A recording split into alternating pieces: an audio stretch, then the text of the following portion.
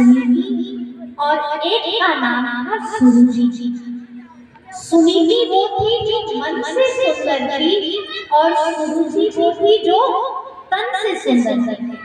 यहाँ भी दो तरह के लोग बैठे हैं, एक है जो तन से सुंदर है, तन गोरा है, मन काला है, और कुछ लोग ऐसे हैं जिनका तन काला हो लेकिन मन बहुत साफ है। तो ऐसे ही उत्तान काल की दो रानी थी, एक थी सुनीति, दूसरी थी सुरुचि। सुनीति वो थी जो मन से सुंदर थी, सुरुचि वो थी जो तन से सुंदर थी।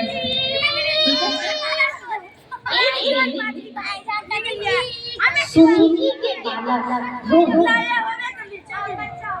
उनके मन में एक इच्छा जगी कि मैं अपने पिता की गोद में जाकर बैठूं।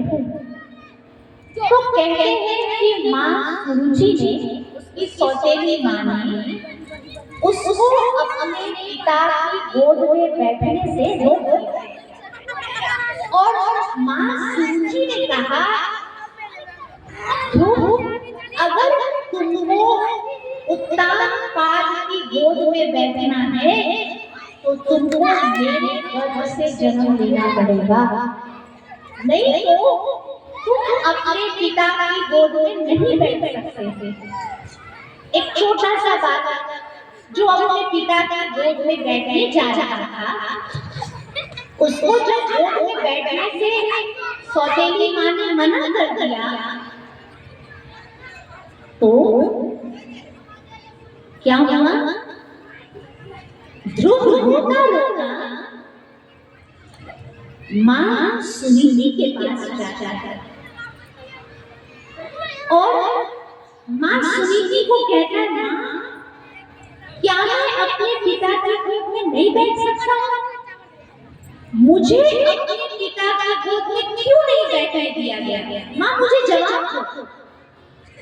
सुनीति वो है जो मन से सुंदर है, सुनीति वो है जो अपने बालक के अंदर अच्छा संस्कार भरने वाली है, सुनीति वो है जो अपने बालक को भगवान से प्रीत जुड़वाना चाहती है।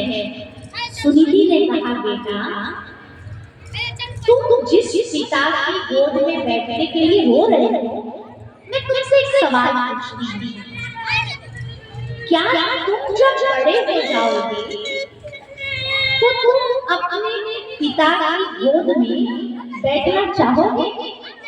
बालक जब बड़ा हो जाता है, हम बड़े होने के बाद अपने माता पिता की गोद में जाके बैठते हैं क्या?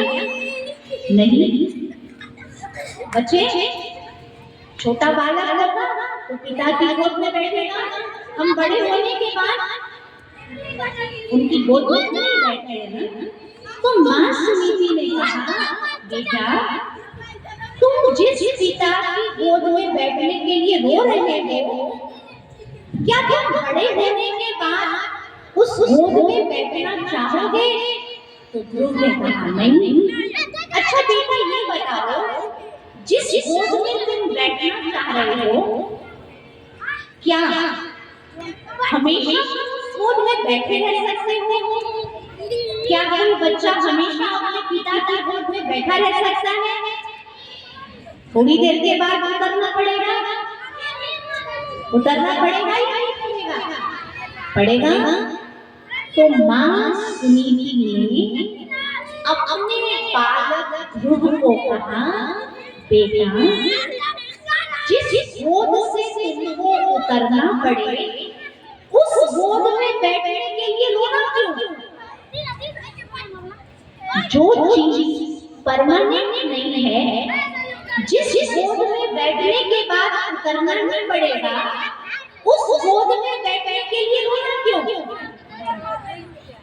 बेटा क्यों ना तू ऐसे पिता की गोद में बैठने की मेहनत करता है जिस गोद से तुम्हें संसार का कोई भी व्यक्ति निकाल नहीं सकता, और जिस गोद में बूढ़ा बच्चा जवान सब बैठ सकता है, वो गोद किसकी है?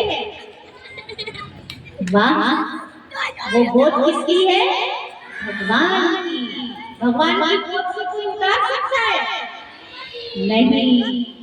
और अपने पिताजी की गोद से तो आधा घंटा के बाद, 1 घंटे के बाद उतरना पड़ेगा या नहीं?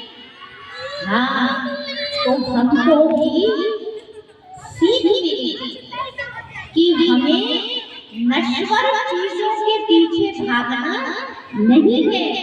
हमें ऐसे पिता की गोद में बैठने का प्रयास करना है जिस गोद में कोई भी बैठ सकता है, किसी भी उम्र का व्यक्ति बैठ सकता है, और जिस गोद से संसार का कोई भी व्यक्ति उनको उतार नहीं सकता। ध्रुव शांत हो गए और उन्होंने अपनी माँ को कहा, माँ, तुमने कहा है ना कि तुम भगवान की गोद में बैठने का यत्न करो, तो लो, मैं इसी वक्त जंगल की ओर प्रस्थान करने जा रहा हूँ, और मैं तब करूँगा जिस वक्त से मुझे भगवान की गोद प्राप्त होगी। माँ कहती है, बेटा, तू अभी बड़ा छोटा है, ये उम्र नहीं है जंगल जाने की। ध्रुव ने कहा, माँ, जिसने इस संसार में भेजा है, रक्षा भी वही करेगा, इसलिए तुझे मेरी चिंता करने की जरूरत नहीं है। ध्रुव जंगल में चले गए। क्यों गए हैं? क्यों गए हैं? भगवान की गोद में बैठने लायक बनने के लिए। अच्छा, ये बताओ बच्चों, अगर तुम्हारे शरीर में गंदगी, ठीक है, तो कोई को बिठाना चाहेगा? नहीं। पहले क्या करेगा? जाओ हाथ धो के आओ। हाँ, या बहुत छोटे होंगे तो मम्मी पहले क्या करेंगी? साफ करेंगे, फिर गोद